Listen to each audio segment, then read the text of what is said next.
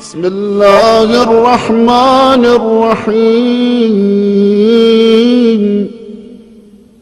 اللهم ارزقنا توفيق الطاعة وبعد المعصية والصدق النية وعرفان الحرمة وأكرمنا بالهدى والاستقامة.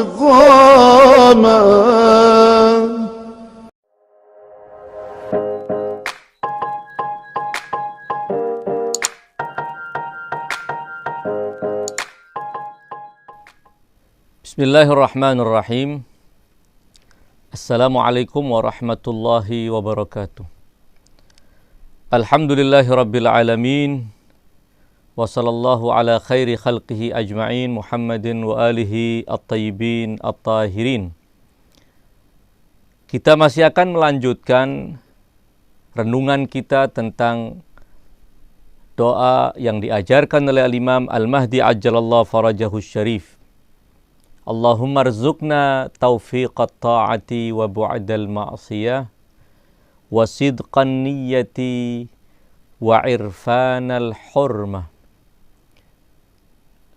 Beliau juga memohon kepada Allah agar Allah menganugerahkan rizki berupa kejujuran niat dan pengenalan kepada keagungan dan kemuliaan yang harus dihormati dan diagungkan. Sidqun niyah, kejujuran niat adalah permohonan yang sangat luar biasa besarnya yang diajarkan oleh Al-Imam Al-Mahdi ajjalallahu farajahu syarif agar kita memohon kepada Allah. Sidqun niyah adalah kejujuran niat.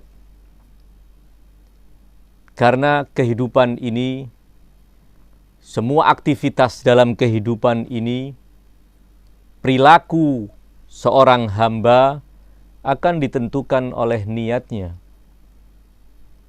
Kualitasnya juga akan ditentukan oleh niatnya. Kullun ya'malu ala syakilatihi. Dalam sebuah ayat Allah memerintahkan kepada Rasulullah, katakan, semua manusia akan berbuat sesuai dengan syakilatihi. Dalam sebagian tafsir tentang ayat itu disebutkan bahwa semua akan berbuat sesuai dengan syakilahnya, sesuai dengan niatnya. Kualitas amal, nilai amal akan ditentukan oleh niat si pelaku. Seorang mukmin sudah sepatutnya memiliki niat yang jujur. Dalam semua perbuatannya dimotivasi oleh niat yang baik, oleh niat yang jujur, hanya mengharap kebaikan, hanya mengharap ridha dari Allah Subhanahu wa ta'ala. Ketika seorang hamba menghias dirinya dengan amal perbuatan yang baik, itu adalah sebaik-baik hiasan. Sesuatu yang akan menghias jiwa kita, yang akan menghias diri kita adalah prestasi-prestasi yang baik, amal perbuatan yang baik. Al-Imam Amirul Mukminin bersabda, tazayyan lillahi azza wa jalla bisidqi fil a'mal. Berhiaslah untuk Allah azza wa jalla dengan kejujuran dalam berbuat. Ketika kita melakukan sesuatu, yang menjadi niatan kita melakukannya adalah semata karena Allah. Semata karena itu perintah Allah. Semata karena itu akan mendekatkan kita kepada Allah. Semata karena itu adalah perbuatan baik. Semata itu adalah sesuatu yang akan mendatangkan ridha Allah Subhanahu wa ta'ala. Lalu apa yang menjadi pondasi dari amal yang kita lakukan? Sebaik apapun perbuatan, itu tidak lebih dari sekedar tampilan zahir. Karenanya beliau alaihi salam juga mengatakan bahwa an-niyatu asasul amal. Niat itu adalah pondasi dari amal. Semua perbuatan pondasinya adalah niat. Niat yang baik akan mendatangkan kebaikan. Niat yang baik akan mengundang anugerah Allah, mengundang rahmat Allah. Imam Ali bin Abi Thalib juga berkata, ala qadrin niyya takunu minallahil atiyah. Sesuai dengan kualitas niat yang memotivasi hamba untuk melakukan sebuah perbuatan, sesuai dengan kualitas niat akan datang anugerah dari Allah Subhanahu wa ta'ala. Baik anugerah berupa perbuatan itu benar-benar akan bermanfaat dengan manfaat yang luas, bahwa Allah akan mengembangkan apa yang menjadi amal yang boleh jadi terlihat sederhana, namun karena ketulusan niat si pelakunya, Allah akan mengembangkan, Allah akan merawat, Allah akan melanggengkan, Allah akan memperluas manfaat dari perbuatan hamba tersebut. Di samping tentunya anugerah berupa pahala. Allah akan berikan pahala sesuai dengan kualitas niat kita. Boleh jadi perbuatan yang sama dilakukan oleh dua orang, sama-sama dengan niat yang baik, namun yang satu kualitas niat baiknya jauh lebih tinggi dibanding temannya, maka Allah akan berikan pahala sesuai dengan kualitas niat si hamba. Karena itu kita harus selalu memperhatikan niat kita. Setiap kali kita ingin melangkah melakukan perbuatan, yang pertama harus kita perhatikan adalah apa yang memotivasi saya melakukan perbuatan itu. Seorang pendai ketika dia menyampaikan pesan-pesan suci agama, itu juga harus menjadi perhatian apa yang memotivasi dia untuk melakukan. Apakah ingin memberikan petunjuk kepada hamba-hamba Allah, mengingat memberikan hidayah kepada seorang itu pahalanya sangat luar biasa. Seperti yang disabdakan oleh Rasulullah kepada Imam Ali bahwa la an yahdiyallahu bika rajulan wahidan khairun laka mimma tala'at alaihi syamsu wa gharubat. Ketika Allah memberikan hidayah kepada seorang berkat usahamu, itu jauh lebih baik untukmu dari dunia dan seisinya. Kalau itu yang menjadi motivasi, Allah akan memberikan kemudahan untuknya. Demikian juga seorang santri, seorang pelajar, apa yang menjadi niatan dia ketika dia duduk di bangku sekolah untuk belajar? Apakah ilmu yang ia ingin dapat itu dia niatkan untuk kebaikan dirinya, dia niatkan untuk mendekatkan diri kepada Allah, dia niatkan untuk kemudian kelak dia ajarkan kepada hamba-hamba yang membutuhkan, atau sesuatu lain yang memotivasi. Semua tergantung kepada niat itu. Allah akan menilai niat itu. Dan sekali lagi, apapun yang kita lakukan, seorang yang berkecimpung dalam dunia politik, apa yang menjadi motivasi dia? Apakah ingin memperbaiki nasib bangsa, atau sekedar ingin berkuasa, sekedar ingin tampil sebagai orang yang selalu dipandang dan dieluh-eluhkan oleh masyarakat? Ini semua yang menentukan adalah niatan kita. Niat yang akan menentukan.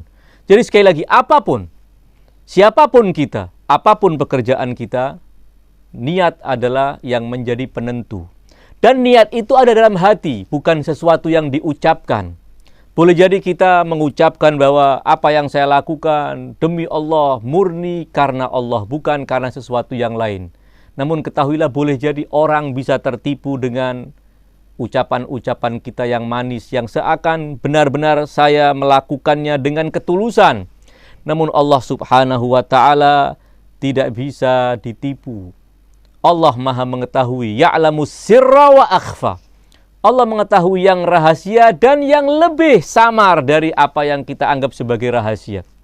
Tidak ada yang tersembunyi dari pengetahuan Allah Subhanahu wa ta'ala. Karenanya, dalam salah satu riwayat Al-Imam Al-Baqir alaihi salam bersabda, "Idza alimallahu ta'ala min ahadin husnan niyyah iktanafahu bil ismah." Apabila Allah Ta'ala mengetahui dari seorang hamba niat yang baik dalam dirinya, walaupun belum melaksanakan, baru punya niatan baik. Apalagi ketika niatan baik sudah dia laksanakan. Sekedar Allah tahu bahwa hamba itu memiliki niat yang baik, iktanafahu bil ismah. Allah akan selalu mengawalnya dengan penjagaan. Dijaga oleh Allah Subhanahu wa ta'ala. Sehingga apa yang ia ingin capai akan tercapai dengan mulus. Sekali lagi bahwa niat adalah penentu. Seperti dalam pelajaran yang telah lalu, man hasunat niyatuhu amaddahu taufiq. Barang siapa yang niatnya baik, maka kemudahan dari Allah akan datang dan selalu menyertainya. Sekali lagi, bahwa niat yang baik akan menjadi sebab kesuksesan. Sebagaimana juga niat yang baik akan menghindarkan hamba, bahkan menghindarkan sebuah masyarakat dari bencana. Kita sekarang sedang menghadapi sebuah bencana besar. Tidak hanya kita di negeri tercinta ini, namun bencana yang telah mendunia. Semua ketakutan, semua tidak lagi bisa hidup bebas seperti hari-hari sebelumnya. Betapapun boleh jadi manusia menjadi penyebabnya. Namun kata Al-Imam As-Sadiq alaihi salam, niatan yang baik adalah salah satu di antara penyebab kita bisa dihindarkan dari mara bahaya tersebut. Beliau mengatakan demikian, walau annan nasa hina tanzilu bihimun niqamu wa tazulu anhun ni'amu. Andai manusia ketika murka Allah turun menghampiri mereka, nikmat-nikmat yang telah Allah berikan untuk mereka hilang dari mereka, Allah cabut nikmat-nikmat tersebut. Andai manusia yang sedang mengalami demikian, bencana datang, nikmat diangkat, kata Imam, fazi'u ila rabbihim. Mereka kembali kepada Allah Subhanahu wa ta'ala, Tuhan mereka. Bisidqin niyati wa walahi qulubihim. Dengan kejujuran niat-niat mereka. Yang menjadi motivasi adalah niat. Kembali kepada Allah dengan niat yang jujur. Dan walahi qulubihim. Ada ketergantungan hati mereka kepada Allah Subhanahu wa ta'ala. Ada kerinduan kepada Allah. Ada kesadaran kembali kepada Allah. Apa jaminan? Kata Imam As-Sadiq, la radda alaihim kulla syaridin. Maka Allah akan mengembalikan kepada mereka apa yang telah lari dari mereka. Nikmat-nikmat yang telah hilang akan datang kembali menyelimuti manusia. Wa aslaha lahum kulla fasid. Dan Allah akan memperbaiki untuk mereka semua yang rusak. Sekali lagi bahwa kembali kepada Allah dengan niat yang jujur adalah jaminan kita bisa melampaui bencana dan bisa kembali menikmati anugerah-anugerah Allah Subhanahu wa ta'ala. Sekali lagi kita perlu memahami bahwa nilai amal ditentukan oleh kualitas niat hamba. Bukan sekedar kuantitas dari amal itu. Namun kualitas dari niat akan menentukan nilai perbuatan kita di sisi Allah Subhanahu wa ta'ala. Dalam surat Al-Mulk, Allah Subhanahu wa ta'ala berfirman, Alladzi khalaqal mauta wal hayata liyabluwakum ayyukum ahsanu amala. Dialah Tuhan yang telah menciptakan kematian dan kehidupan, liyabluwakum, untuk menguji kalian. Untuk menguji kalian, siapa di antara kalian yang ahsanu amala, yang terbaik amalnya. Al-Imam As-Shadiq alaihi salam ketika menjelaskan firman Allah, liyabluwakum ayyukum ahsanu amala, beliau berkata demikian. Laisa ya'ni aktsarahum amala. Yang dimaksud dengan ayyukum ahsanu amala bukan siapa di antara kalian yang terbanyak amal perbuatannya. Kuantitas bukan segalanya. Kuantitas tidak akan menentukan nilai. Tetapi kata Imam As-Shadiq alaihi salam, walakin aswabukum amala. Tetapi yang paling shawab amalnya, yang paling benar amalnya. Aswabukum amala. Lalu beliau menjelaskan, yang dimaksud dengan aswabukum amala itu apa? Wa innamal isabatu khasyatullah wan niyatus sadiqah. Ayyukum ahsanu amala, beliau tafsirkan ayyukum aswabu amala. Siapa di antara kalian yang paling tepat amalnya, yang paling benar amalnya? Apa benar itu? Amal yang benar itu amal yang seperti apa? Yang dilandasi di atas apa? Yang dibangun di atas pondasi apa? Beliau mengatakan, wa innamal isabatu khasyatullah, takut kepada Allah. Wan niyatus sadiqah, dan niat yang benar.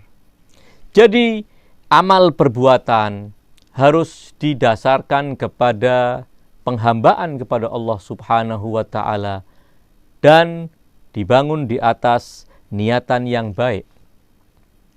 Ketika hamba takut kepada Allah, berarti dia benar-benar hamba yang baik. Ketika dia melakukan sesuai dengan perintah Allah, berarti perbuatan yang ia lakukan adalah perbuatan yang baik. Dua unsur ini yang akan menentukan nilai sebuah perbuatan, yang diistilahkan oleh para ulama dengan al-husnul fa'ili dan al-husnul fi'li. Perbuatan itu akan bernilai di sisi Allah ketika si pelakunya adalah orang baik. Orang baik itu adalah orang yang beriman kepada Allah. Dan yang kedua adalah perbuatan itu adalah perbuatan baik.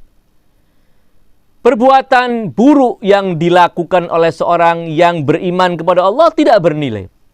Demikian juga perbuatan baik yang dilakukan oleh seorang yang tidak beriman kepada Allah juga tidak bernilai. Harus dua unsur ini terpadukan sehingga sebuah amal akan bernilai di sisi Allah Subhanahu wa ta'ala.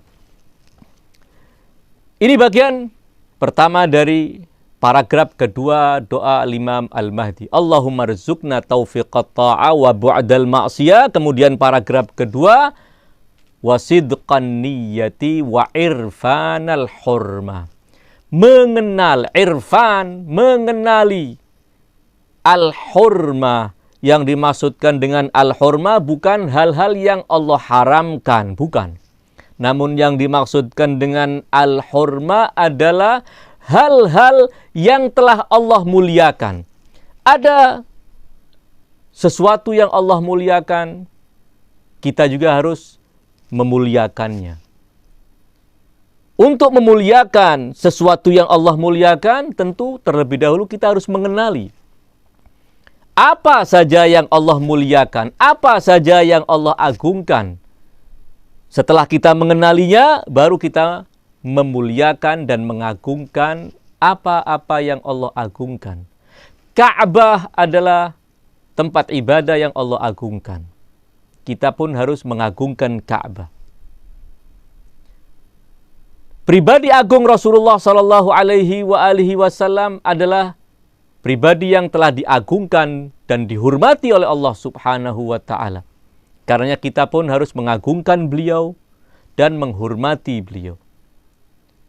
Ahlul Bait Nabi adalah pribadi-pribadi mulia yang telah Allah hormati, yang telah Allah muliakan, yang telah Allah agungkan. Karenanya juga kita harus mengagungkan mereka, memuliakan mereka. Pemuliaan kita kepada objek-objek yang telah dimuliakan oleh Allah Subhanahu wa taala sekali lagi bergantung kepada sejauh mana kita memahami keagungan pada mereka yang telah diagungkan oleh Allah. Semakin kita mengenal keagungan mereka, semakin kita mampu mengagungkan mereka. Semakin kita memahami kedudukan istimewa mereka, semakin kita mampu memuliakan mereka, mampu menghormati mereka. Itulah yang dimaksud dengan wa'irfanal hurmah. Ada ciptaan-ciptaan Allah yang Allah muliakan. Masjid termasuk rumah-rumah Allah yang harus kita muliakan, karena masjid adalah tempat ibadah. Masjid adalah rumah yang dinisbatkan kepada Allah Subhanahu wa taala, tempat sujud hamba-hamba mukmin. Karenanya pun kita harus memuliakannya. Orang mukmin, seorang hamba yang mukmin juga adalah hamba yang terhormat di sisi Allah Subhanahu wa taala. Karenanya kita juga harus menghormati mereka, memuliakan mereka. Ringkas kata bahwa apa yang telah Allah muliakan dan Allah hormati, kita harus memuliakan dan menghormati mereka. Apa yang telah Allah muliakan, harus kita kenali kemuliaan-kemuliaan itu pada mereka, agar kita mampu memuliakan dan menghormati mereka.